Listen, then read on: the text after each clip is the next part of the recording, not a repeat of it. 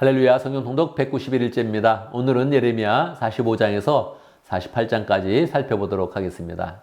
예레미야 45장에서는 예레미야의 동역자였던 바룩에 대한 하나님의 예언의 말씀이 선포되고 있습니다. 그리고 46장부터는 이제 이스라엘 주변의 10개의 그런 나라들에서 계속 그렇게 예언의 말씀을 하는데 46장, 47장, 48장에는 이집트와 블레셋과 모압에 대한 그런 예언의 말씀을 선포하고 있습니다. 45장 보겠습니다. 45장에서 보면 하나님께서 바룩에 대한 그런 예언의 말씀을 주고 있습니다. 바룩은 어떤 그런 사람입니까? 예레미야의 동역자로서 예레미야의 그런 그 말씀을 기록하기도 하고 또 기록하여서 성전에 가서 예레미야의 그런 그 말씀을 읽어주면서 선포하기도 하였습니다. 그런데 예레미야가 전했던 그런 그 말씀이 항상 멸망과 심판에 대한 그런 내용이 아닙니까? 그것을 늘 예언을 받아서 기록하고 전하기도 하면서 바룩의 마음은 상하게 되었습니다. 내가 이 백성 중에 거하니 이 백성과 함께 내가 죽겠구나 하는 그런 좌절의 그런 그 마음과 슬픔의 마음을 가졌던 것입니다. 그런데 하나님께서는 이 바룩이 예레미야를 잘 도와서 신실하게 하나님의 말씀을 전했기 때문에 그의 특별한 그런 약속을 해줍니다. 5절에 보면 내가 재앙으로 이 모든 그런 민족을 심판할 것인데 너만은 내가 보호하겠다. 네가 어디를 가든지 내 생명은 내가 보호하여서 구해주겠다. 그런 약속의 말씀을 해주십니다. 우리도 이런 약속의 말씀을 받아야겠습니다. 세상이 어찌되든 우리가 신실한 그런 모습을 가져서 하나님이 너만은 지켜주겠다. 이런 약속의 말씀을 우리가 잘 받는 그런 사람이 되야겠습니다. 46장부터는 이제 이방 족속에 대한 그런 예언의 그런 그 말씀이 선포되고 있습니다.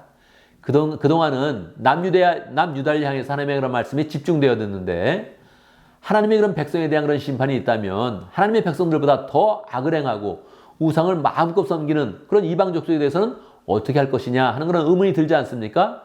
하나님은 하나하나 이 10개의 그런 나라를 짚으면서 그들의 잘못을 지적하고 하나님의 그런 심판의 그런 그 말씀을 선포하는 것입니다. 그러니 우리는 이 세상을 보면서도 공의로우신 하나님, 능력이 많으신 하나님의 그런 그 모습을 보게 되는 것입니다.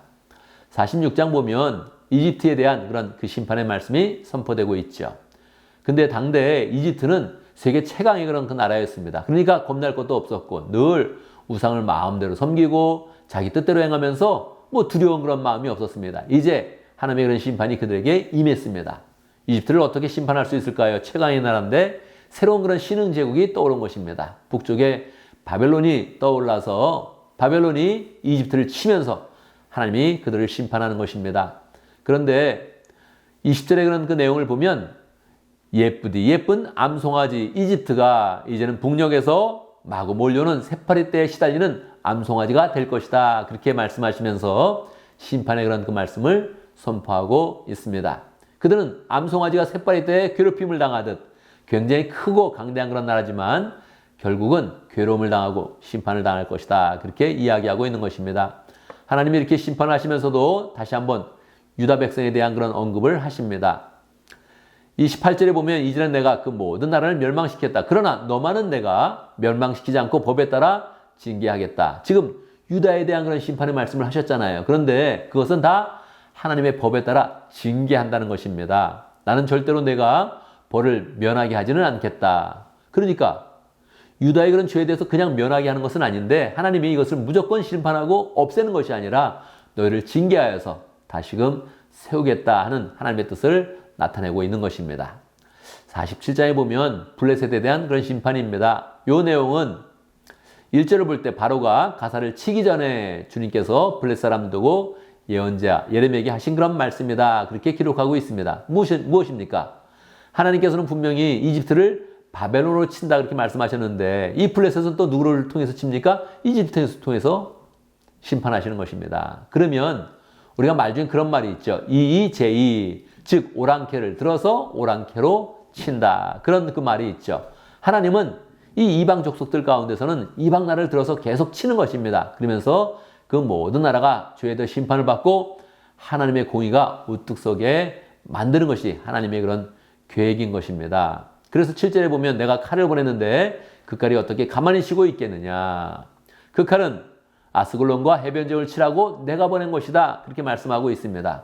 사람들은 어떻게 생각합니까? 서로 전쟁이 그냥 우연히 일어난다 생각하는데 하나님께서는 아니다. 다 그 모든 것들은 내 손 아래서 내 계획대로 내가 심판하는 것이다. 그렇게 말씀하고 있는 것입니다. 48장에 보면 모압 족속에 대한 그런 심판은 바벨론을 통해서 심판하십니다. 1절 이것은 모압을 두고 하신 주님의 말씀이다. 2절 모압의 영화는 사라졌다. 헤스본에서 그들은 모압을 멸망시킬 작전을 세웠다.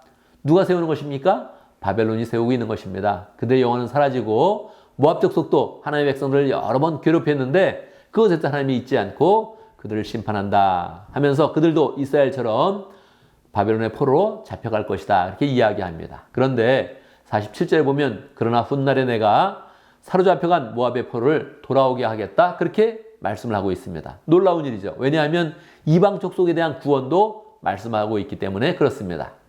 그런데 이것은 우리에게 큰 은혜가 되며 소망이 되는 것입니다. 분명히 우리도 이방 족속에 속했는데 우리가 복음을 받고 하나님을 믿지 않습니까? 하나님이 미리 이사야, 예레미야 이렇게 선지서를 통하여서 이방 족속에 대한 그런 구원의 그런 그 말씀을 계속 미리 약속을 했던 것입니다. 그래서 오늘날 이방 사람들이 다 교회가 세워지고 복음의 말씀을 듣고 하나님의 백성이 되는 것이 이상한 일이 아니라는 것입니다. 계속 하나님은 이방 족속에 대한 구원의 약속을 주시면서 우리를 향한 구원의 그런 약속을 미리 예언해 두셨다 하는 것을 생각해야겠습니다.